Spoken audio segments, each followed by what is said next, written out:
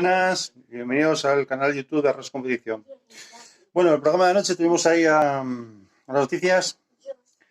De la entrevista tuvimos al copiloto asturiano Yanisco Males Noriega, que nos contó desde sus inicios hasta el actual como los rallies él.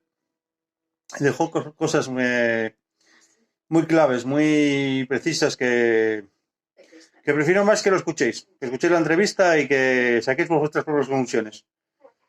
Pero dijo que ahora mismo los rallies son postureos. Postureos, selfies y todo gracias a las redes sociales. Entonces ahí, como os digo, os recomiendo que escuchéis la entrevista porque merece muchísimo la pena. El apartado tuvimos también a nuestro colaborador del World Rally Car, Gabriel Sánchez, que nos habló de lo pasado el Rally de Suecia, de cómo quedó las clasificaciones y de un rally que iba a ser de 15 tramos, quedaron en 9. Entonces, eso.